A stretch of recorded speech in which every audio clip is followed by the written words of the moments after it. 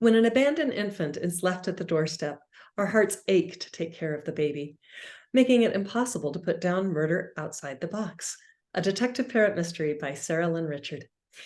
Today, we get to ask her about her motivations behind the scenario on Blackbird Writers Presents Author Interviews. I'm Sharon Lynn, and welcome, Saralyn. Thank you so much. It's a pleasure to be here. So glad you could make it. For those of our fans who have not read Detective Parrot, which they should because it's just such a great series, tell us your inspiration behind the detective. Well, when I first began writing Murder in the 1%, I was completely focused on the setting, which is the ultra-wealthy Brandywine Valley. I was focused on this premise, which is a weekend retreat in a country mansion where 13 old friends reunite to celebrate a birthday, and one of them dies. And I was really focused on the relationships among these 13 characters. And I didn't even realize until weeks later that a detective would be needed to solve the mystery. And that detective would be the protagonist of the book. So, and later of the series. So Detective Oliver Parrot entered late.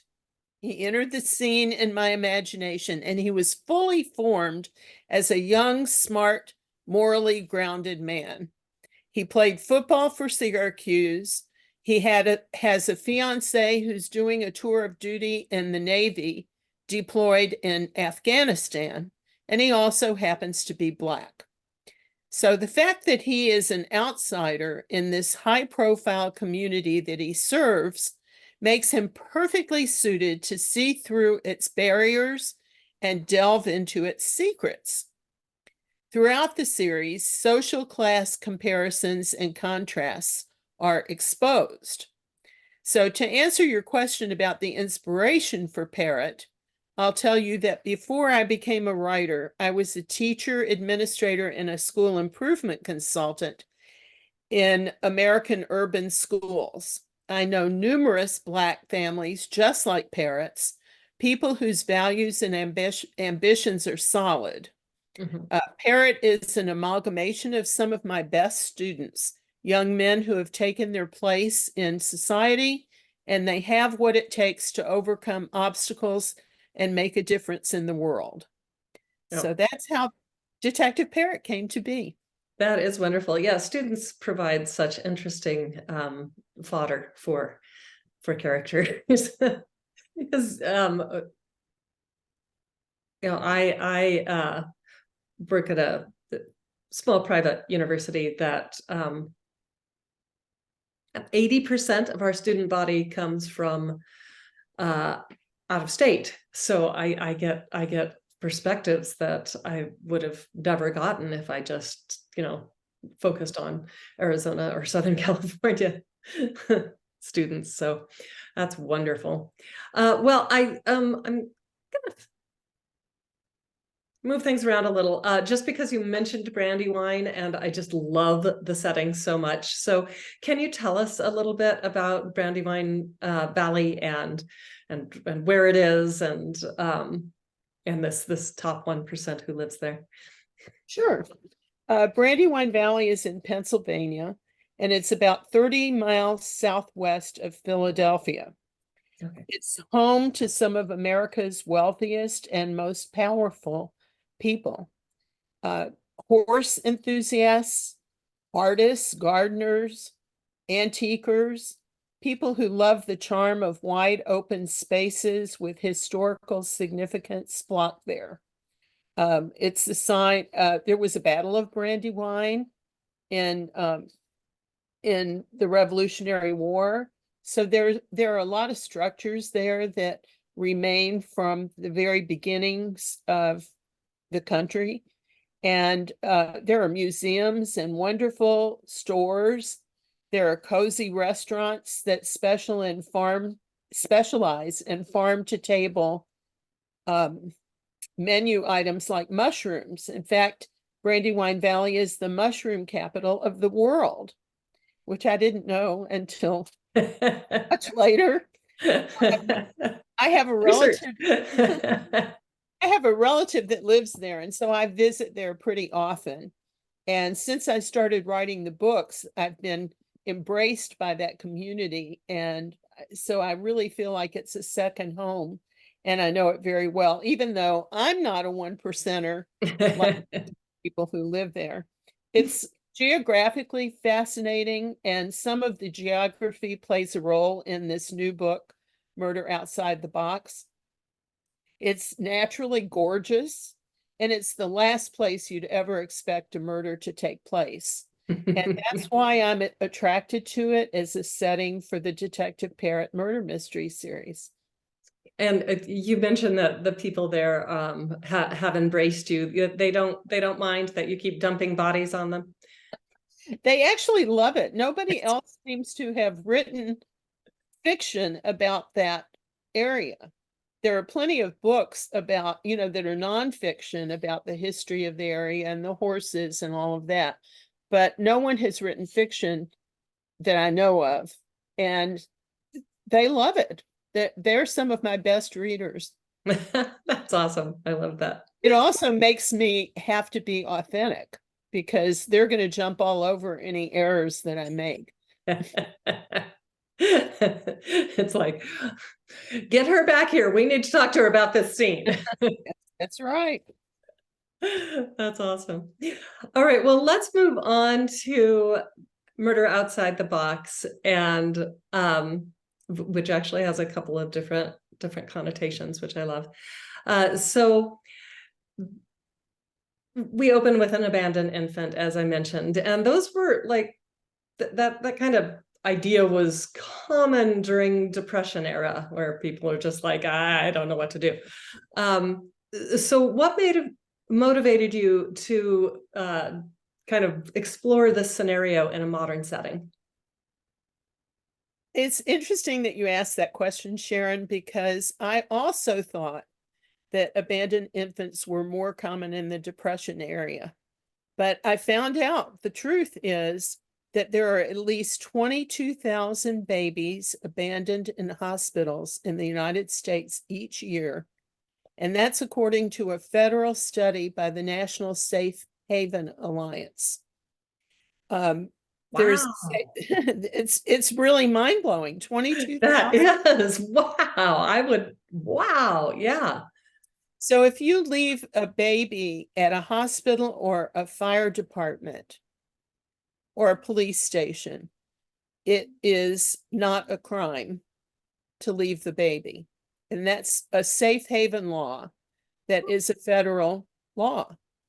So it's assumed that you wouldn't do that unless you had the best interests of the baby at heart, and society wants to support someone who has the best interests of the baby.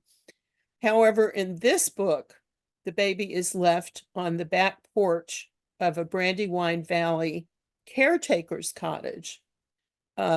So that was a crime. Mm-hmm. Because it's not part of safe haven.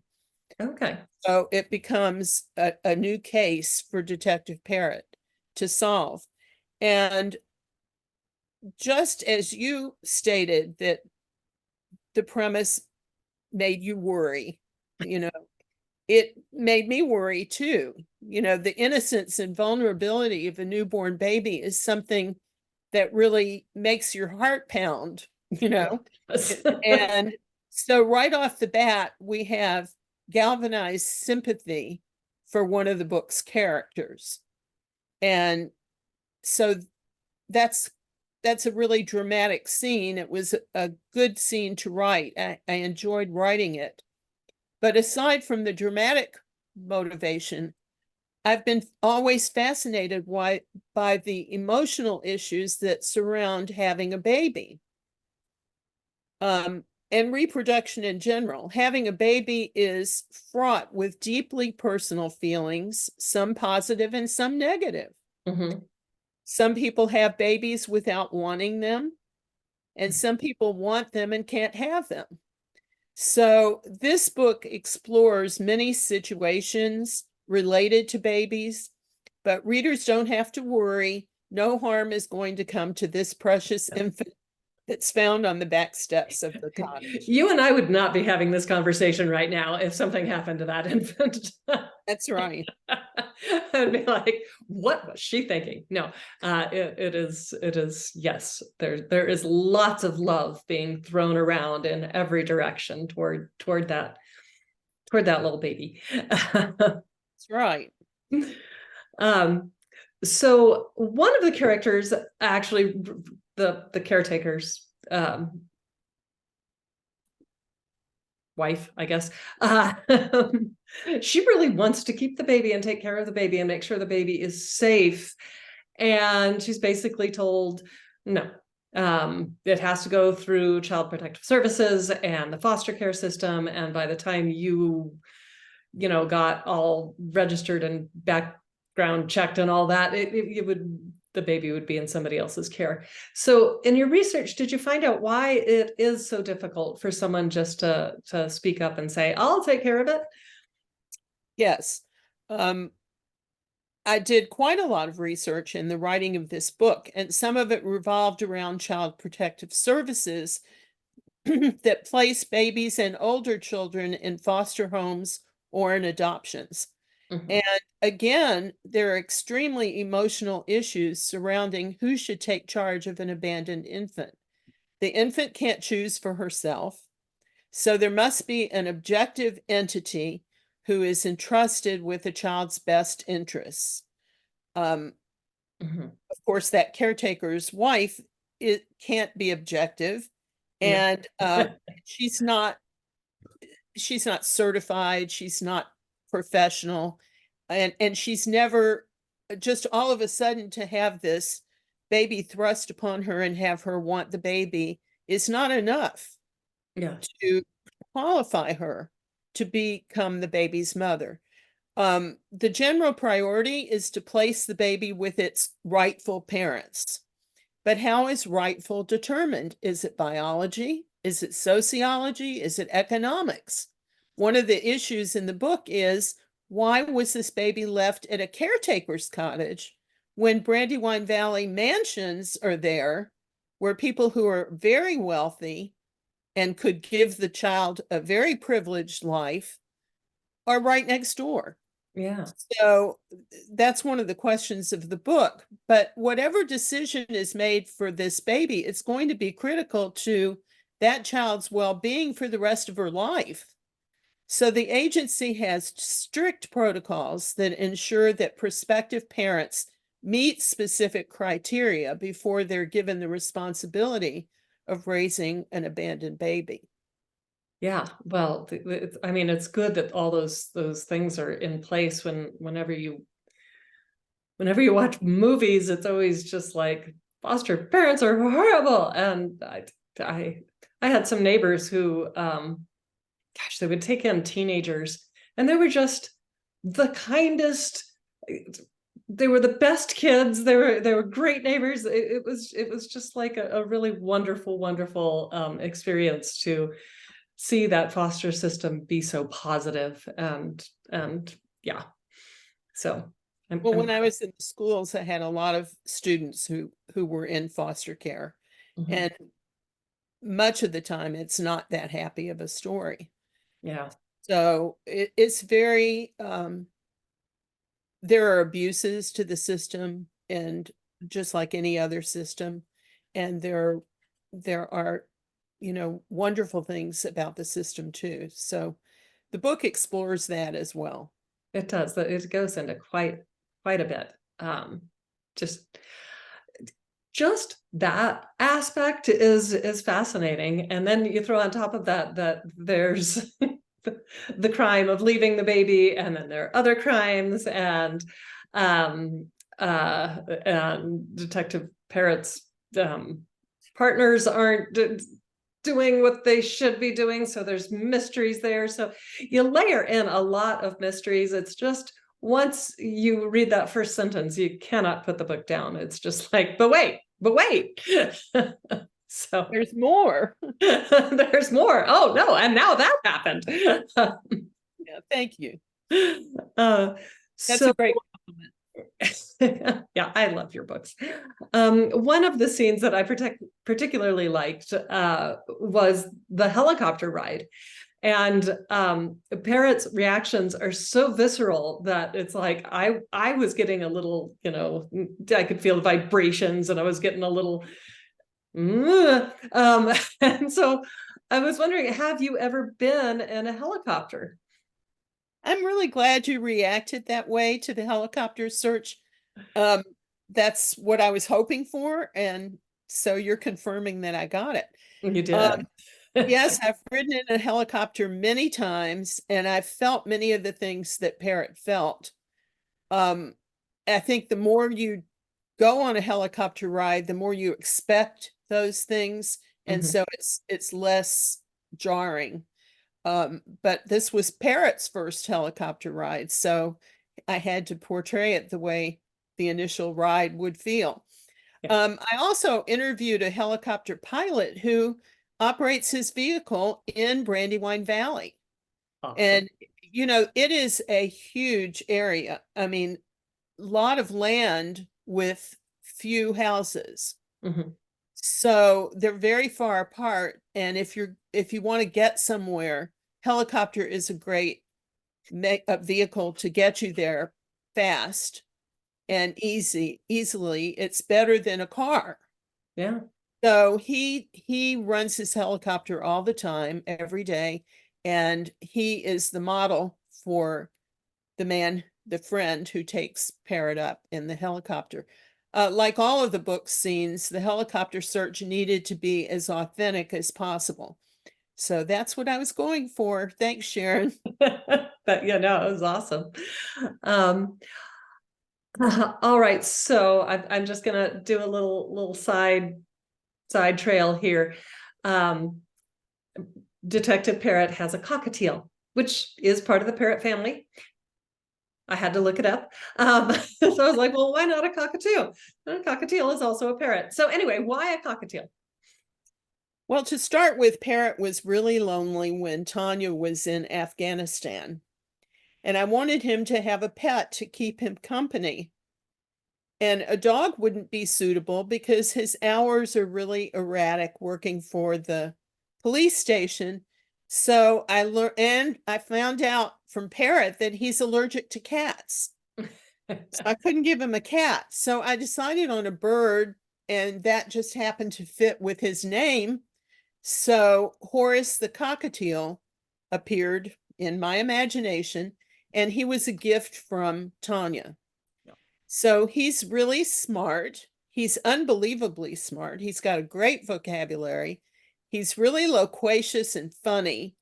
And he acts like a Greek chorus, commenting on the action in the book. And many of my readers hold him as a favorite character, which I Yeah, didn't he's expect. But I love writing him. When you write mysteries, there's so much tension, and you need to relieve that tension from time to time, and Horace is just perfect for relieving tension. yeah, absolutely. And yeah, he's my favorite as well.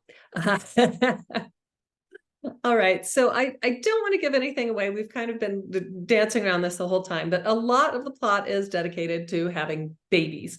And this is, as we mentioned, just such an incredibly powerful emotional impact for lots of people. So what drew you to write about baby making in a mystery novel? Well, I've been through that stage of baby making, and I remember what it was like. And Tanya and Parrot are also at that stage now in their life when parenting instincts are kicking in, and they're keenly aware of people around them who are having babies. So the fact that Parrot's newest case begins with a baby is really serendipity. Mhm. Or maybe it's the universe's way of strategically placing people and events in our path to guide and teach us. So, whatever the reason, the relationship between the parrots' personal lives and the detective's search for the truth in the abandoned baby case and the death of a young woman is interwoven, and that interweaving continues throughout the book. So something happens with the baby or with the dead woman, and somehow it affects the parrots, or something happens with the parrots that affects the case or provides a clue for the case. So that interweaving of the personal life and the professional life of Parrot is a key part of the book and also of the series. Yeah, it just you can feel his conflicting emotions and all of that, and it's as I said, very impactful and emotional. So well, what is next for Parrot? I know this one hasn't quite, hit the bookstores yet, but I've finished it, so I want to know what's going to happen next.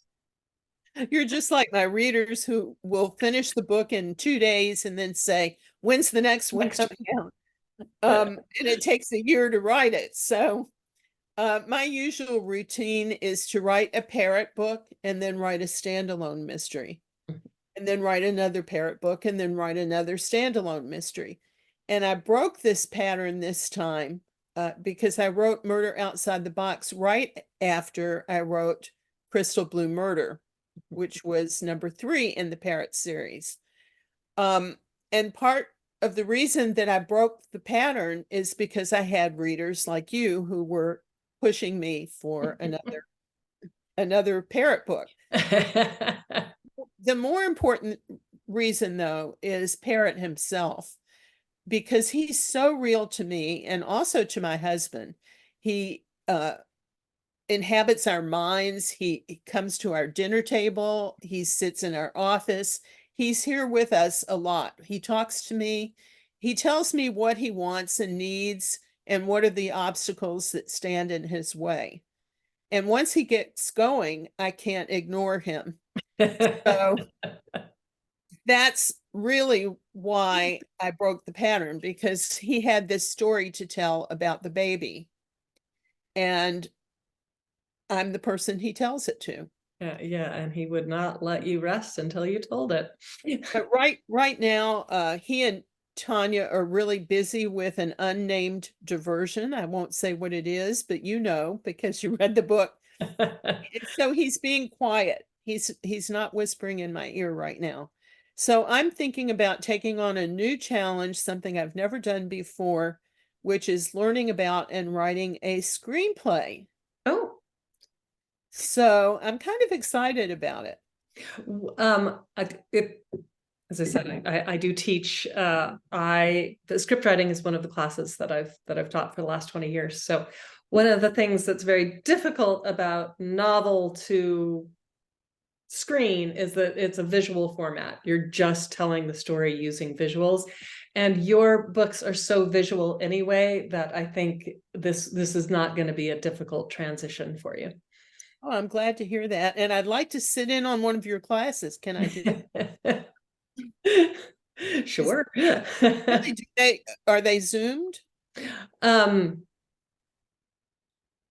It's they're all through Teams, Microsoft Teams. We do everything that direction, but I can send you some videos to get you started. Okay, great. All right, and for our fans who are just getting to know you, where can they find you on social media? Well, to start with, I'm on the Blackbird Writers website. So that's blackbirdwriters.com. And I have my own website, which is saralynrichard.com. And if you have trouble spelling my name, that you can also get there by murderintheone%.com. Yeah. I'm also on Facebook and X and LinkedIn and Substack and Instagram and newly on Threads. And I love connecting with readers, and I welcome any of you to join me on any of those places. All right. Well, thank you again so much for being here today. I've had a great time chatting with you, and everybody needs to just start at Murder in the 1% if you can't get Murder Outside the Box, because this is just a great series, and you will be so happy that you've started on it. So thank you everybody for being here for Blackbird Writers Presents Author Interviews.